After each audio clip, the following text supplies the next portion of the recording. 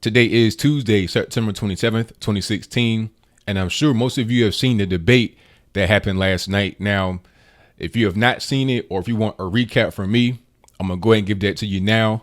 What I'm going to do, I'm going to go through each of the actual, questions that were raised, or most of the questions that were raised. I took a few notes from the night before, and usually when I do videos, I don't do notes. I read up on it a little bit to understand what's going on, and then I just report what happened, and then I give my opinion if necessary. So this is one of the few where I actually wrote a few pages of notes just so I'll be prepared for this actual video here. Now, before we even begin, before we get into all the questions that were asked during the debate, I just want to tee it up. I want to frame it for you. Now, first, this debate was at Hofstra University, and I'm sure many of you have seen this picture that I placed on the screen before you of this trigger warning outside of the debate. Now, this was not outside of the actual debate that Trump and Hillary had. This was like outside of some kind of media event. I think it was for MTV, and it was for the students before the debate. So yes, it was at the debate, but not quite. But this kind of, this trigger warning sign just prompts a whole different video about sensitivity in college, kids not being prepared, and being all about how they feel emotionally. But that might come up a little bit later. Now, let's get to the actual debate, shall we? Now, like I said, it's between Donald Trump and Hillary Clinton, of course. These are the two remaining people in the race, one for the Democrat side, one for the Republican side. And you have Lester Holt, who is the moderator of the debate. Now, if you don't know who Lester Holt is, Lester Holt currently hosts NBC Nightly News. And by the way, before I even get to talking about Lester Holt, I like Lester Holt. I was actually rooting for Lester Holt during this debate. I think he does a good job when he's on NBC Nightly News. He's a straightforward kind of guy, real clean cut. He doesn't really do too much extra stuff. But in this debate, he kind of disappointed me. And I'll get into that a little bit later. But first, let's just open up with the first question. Now, when the debate is beginning, they get into the economy. And then Hillary's bragging about how, the economy was in the abyss in 2008 and she brought it back.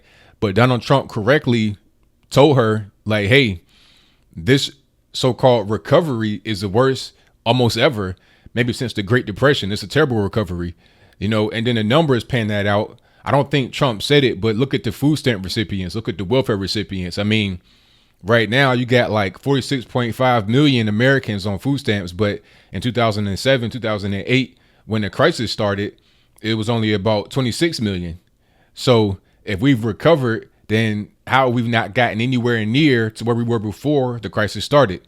Hillary bragged about how things were going great in the 1990s under her husband, Mr. Bill Clinton. But what she failed to mention is that much of that prosperity in the 90s came from the so-called trickle-down economics of Ronald Reagan, which she tried to rail against.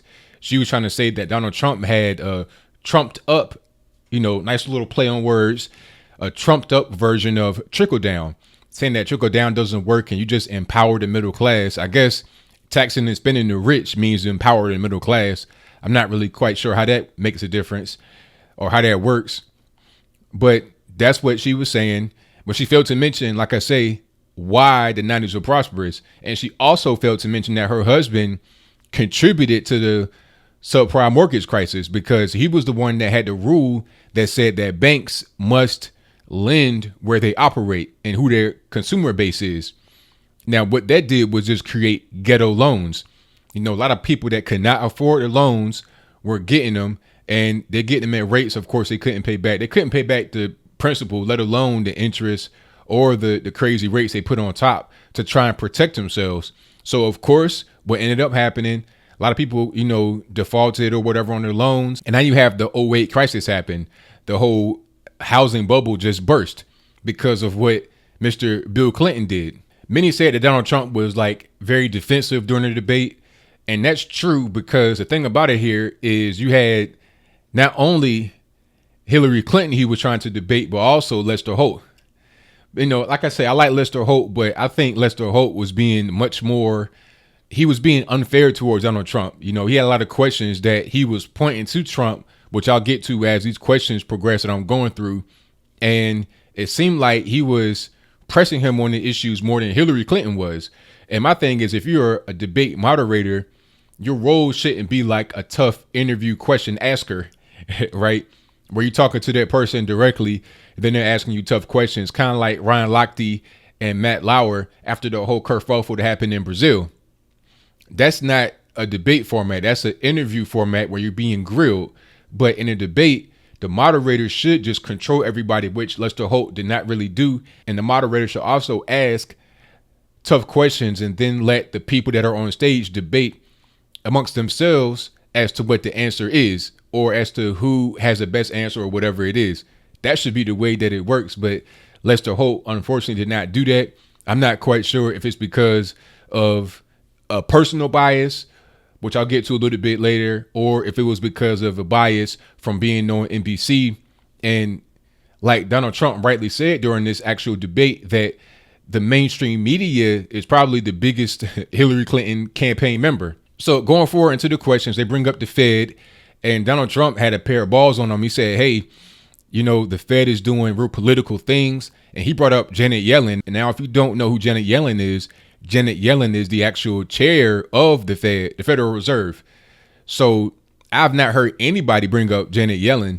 Now I think he had a big pair of cojones for doing that.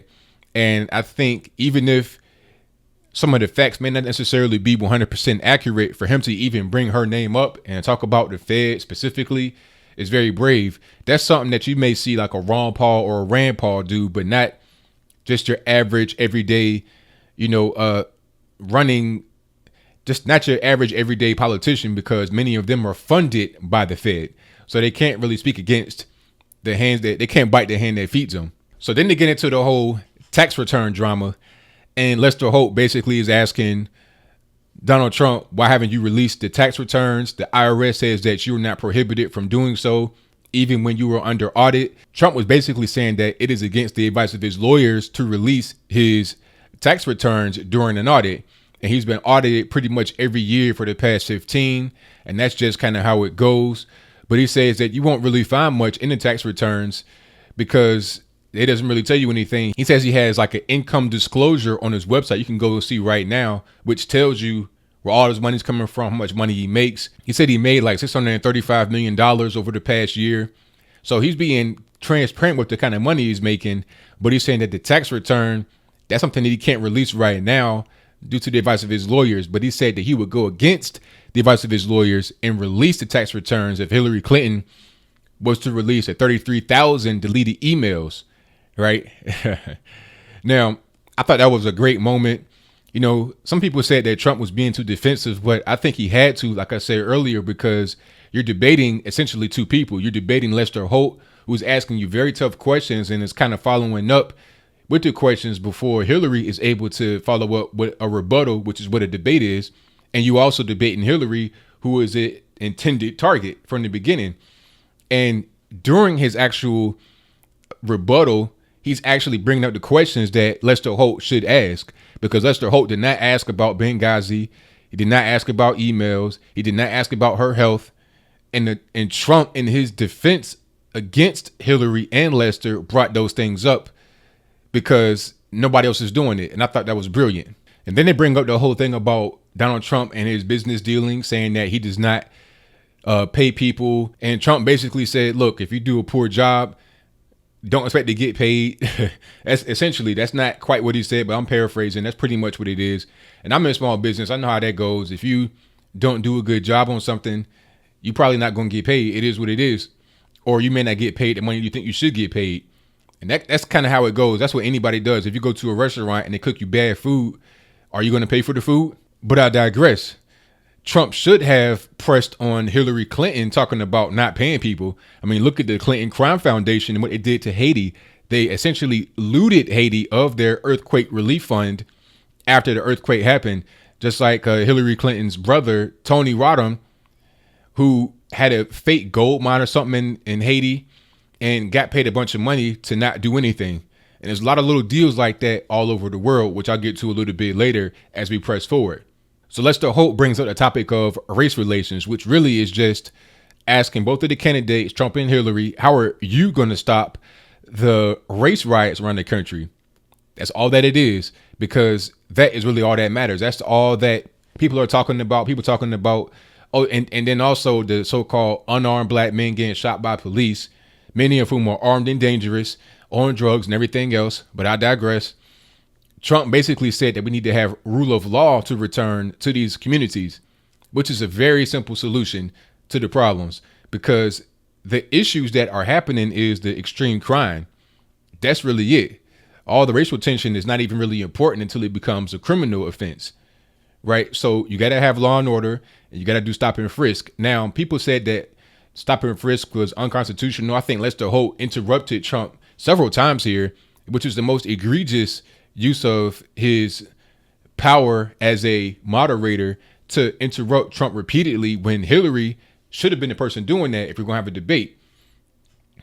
And I think maybe at this point, Trump was feeling some of Lester Holt's racial bias and also his media bias, because this was an issue where Lester Holt repeatedly interrupted Trump in his answers. Because Lester was like, well, it's been ruled unconstitutional. It was not effective in New York City. But, you know, the whole thing about unconstitutional, Trump rightly refuted that and said that it was not ruled unconstitutional.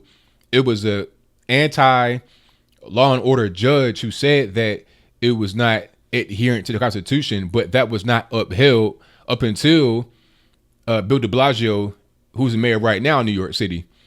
And as a result of abandoning stop and frisk, which they were doing, which was very effective, I think in 2011, you had 814 guns from violent offenders that were removed from the streets. And then in 2013, 2014, it might have been half of that, because that's when you got de Blasio, and that's when stop and frisk went away. Matter of fact, I got that stat from a black radio talk show host on this program called The Breakfast Club, which is a very left-leaning, hip hop type of thing.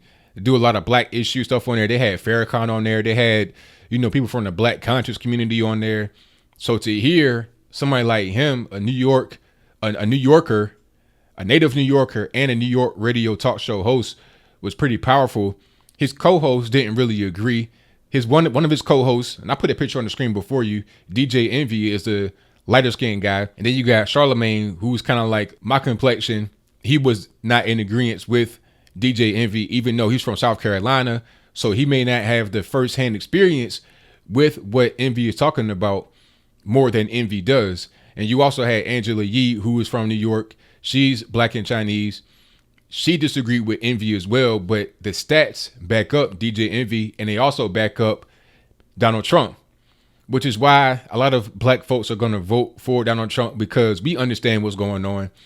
We're going to get pushback from friends and family, but at the end of the day, we know what it is. We know that stop and frisk worked, and Hillary tried to rebut against it. So did Lester Holt, trying to say that it was racist and everything else, but it doesn't really matter about what race gets stopped the most. The most important thing is that the people of the community, many of whom are minority, in the communities where there's a lot of crime, the most important thing is that they get served, they get protected.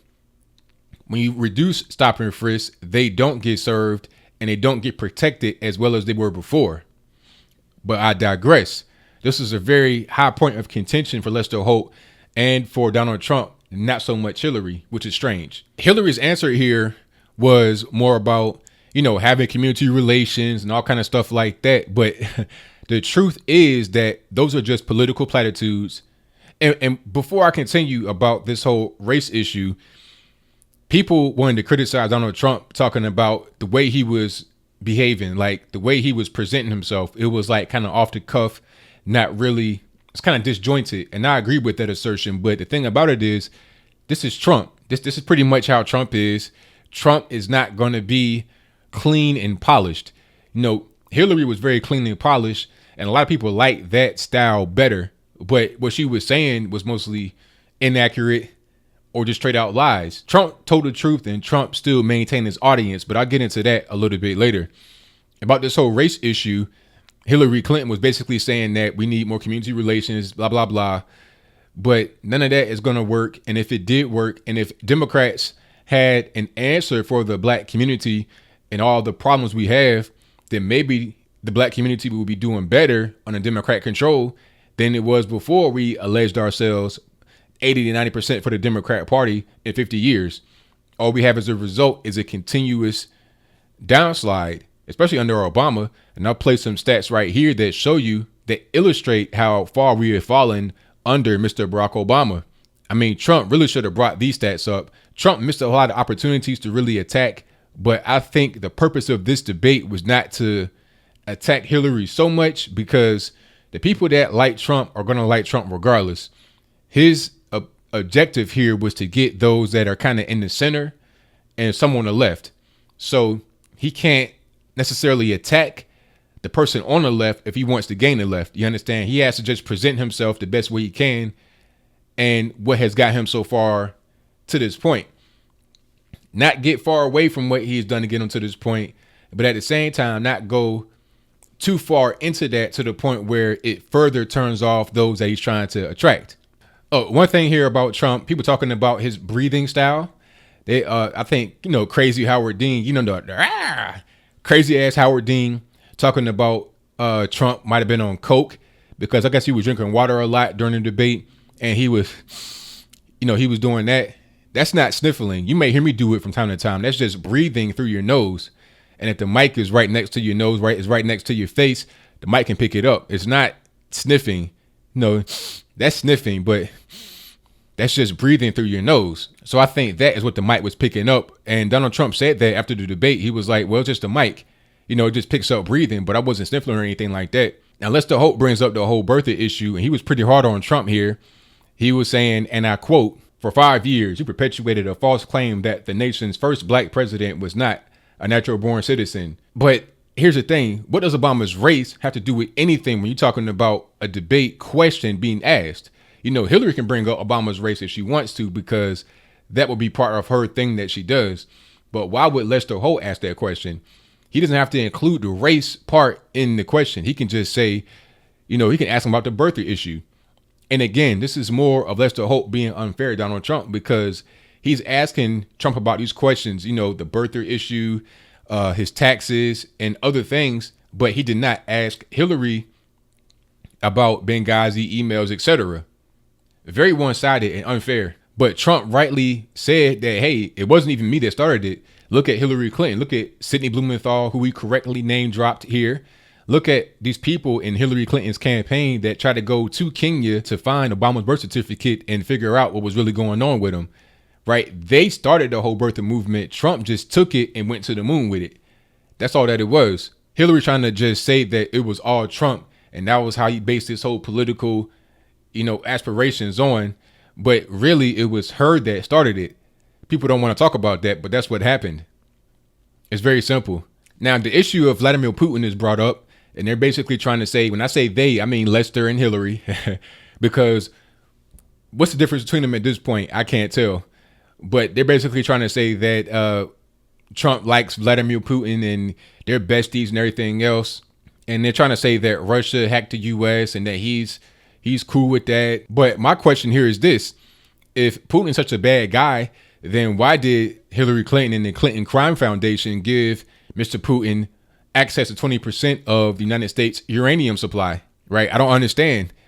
They try to have this monstrous image of Vladimir Putin like he's some type of untouchable, but yet you're shaking hands and striking deals with him and getting paid from him. So I don't understand how that makes any sense. Trump just basically says that he wants to respect Vladimir Putin and he wants him to respect him. Everybody has respect for each other. Everybody has a sovereign nation, respects other sovereign nations, and we can get along with everybody rather than just constantly being at each other's throats. Rather than trying to start some new Cold War between us and Russia, how about we get along and fight against our common problems like ISIS? The issue of the Iraq war was brought up here. And also, at some point, I'm not quite sure if it was right at this moment or earlier in the debate, Trump said that he has a better temperament than Hillary, and that got a lot of laughs from the audience, but he's right about that. I mean, Hillary has yelled at people, screamed at people. I mean, we saw it happen at the labor union teleconference. I did a video on the other day where she was going off the rails, yelling, screaming and hollering, doing all this type of stuff. Trump doesn't do that. Trump may get excited and get emotional, but you never really seen him just straight scream at people like Hillary Clinton does, right? And Hillary Clinton is a neoconservative, which means she is a war hawk, and she wants to go and invade Syria, Iraq, Iran, etc. She says she doesn't, but she does. They tried to say that Trump was for the war in Iraq, but he wasn't. They brought up this whole interview on Howard Stern that he did before the war started. And the first time somebody asked him a question about that, Howard Stern was asking him about it. And he was like, well, maybe I'll go in. But then shortly thereafter, still before the war, he said that he was against it. And then at this point, Trump was like, hey, ask Hannity, ask Hannity. I thought that was kind of a strange moment, but he was right. Hannity was there. And then after the debate, he asked him about the situation, and then Hannity confirmed what Trump said, that he was on Hannity before the war started, and that Hannity was actually for the war, and Trump and Hannity had exchanges kind of arguing about it because Trump was against the war. And Trump said that the best person in Hillary Clinton's campaign is the mainstream media, and I agree. I mean, like I said earlier, you got Lester Holt basically helping Hillary Clinton debate. You got all these hit pieces coming from people like Katie Tour. You got the whole CNN, all these, all these lies, half truths, half stories, all these kind of things to favor Hillary Clinton and be against Donald Trump. Sometimes even Fox News will go against Donald Trump. I've seen Chris Matthews do that on several occasions. So it's not a matter of questioning whether the mainstream media is on Hillary Clinton's side. It's just a matter of how much so. They get into foreign policy here, and then I think Lester Holt says that Trump said we should give or let South Korea, Japan, etc. have nuclear weapons, but that's not really what he said. Trump clarified it and was like, look, these countries that we protect, like Germany, like South Korea, like Japan, they don't pay us their fair share. And if we're going to continue to protect them, either they got to pay or protect themselves. And I think that's fair. And Hillary Clinton says that, oh, well, the United States, our goal and our role in the world is to prevent the proliferation of nuclear weapons. But if that's the case, then why did we give Israel so much money for them to go and stockpile weapons of mass destruction right there in the Middle East? You say Saudi Arabia can't have them, but Israel can, and it's right there. So what's the difference? You tell me. Now, as the debate winds down, you have Lester Holt ask yet another question, a loaded question to Donald Trump, talking about, oh, you said things about women, fat pigs, all this, that, and the third. And you said something about Hillary Clinton having a presidential look.